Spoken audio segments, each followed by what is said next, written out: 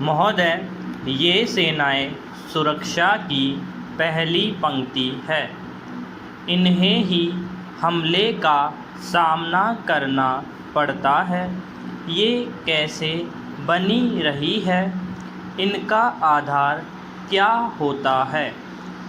जैसे जैसे थल सेना, नौसेना और वायुसेना ज़्यादा से ज़्यादा तकनीकी होती जाती हैं, वैसे वैसे देश का औद्योगिक और प्रौद्योगिक आधार महत्वपूर्ण होता जाता है।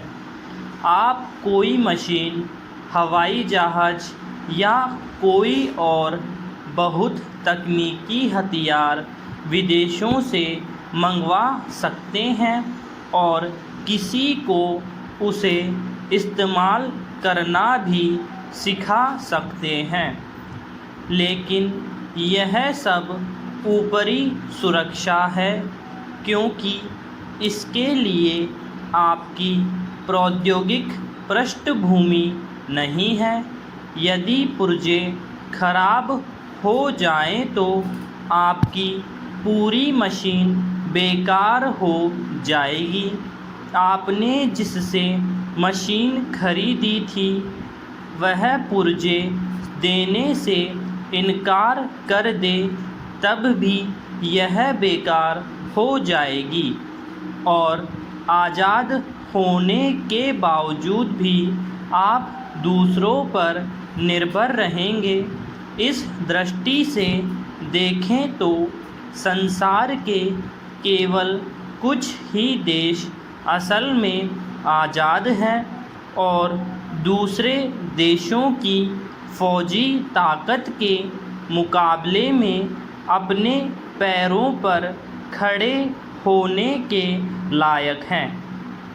इसलिए थल सेना, नौसेना आदि के अतिरिक्त आपको देश में औद्योगिक और प्रौद्योगिक पृष्ठभूमि भी बनानी होगी। देश की अर्थव्यवस्था इस सब में सहायता करती है।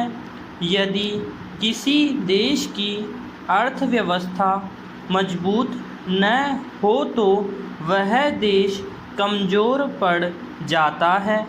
मैं सदन को ऐसे देशों के अनेक उदाहरण दे सकता हूँ जिनके पास फ़िलहाल अच्छी फ़ौज है, लेकिन उनकी ताकत असल में ऊपरी है।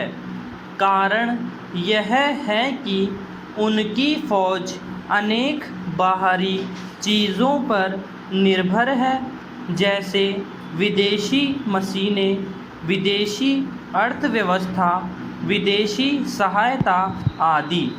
ऐसा देश लाजमी तौर पर पराधीन होता है, चाहे आज़ाद कहलाता हो। सुरक्षा में सेनाओं के साथ साथ आपकी औद्योगिक और प्रौद्योगिक पृष्ठभूमि देश की अर्थव्यवस्था और लोगों का मनोबल भी शामिल होता है। पैरा, यदि हम दुनिया के देशों पर नज़र डालें तो फ़िलहाल केवल 2 देश ऐसे हैं जिन्हें सैनिक दृष्टि से पहली पंक्ति में रखा जा सकता है। बीच की स्थिति में अनेक देश हैं, इनमें हमारा स्थान कहाँ है? हम टेक्नोलॉजी और उद्योग के क्षेत्र में पिछड़े हुए हैं, फिर भी जापान को छोड़कर एशिया के किसी भी देश के मुकाबले हमारे देश में उद्योग अधिक है। मैं सोवियत संघ के क्षेत्रों को शामिल नहीं कर रहा हूँ और चीन की तुलना में भी जो काफ़ी तरक्की कर रहा है। मैं सोचता हूँ कि औद्योगिक दृष्टि से हम कई तरह से आगे हैं। भले ही सैनिक दृष्टि से आगे न हो, उसके पास विशाल फौज है।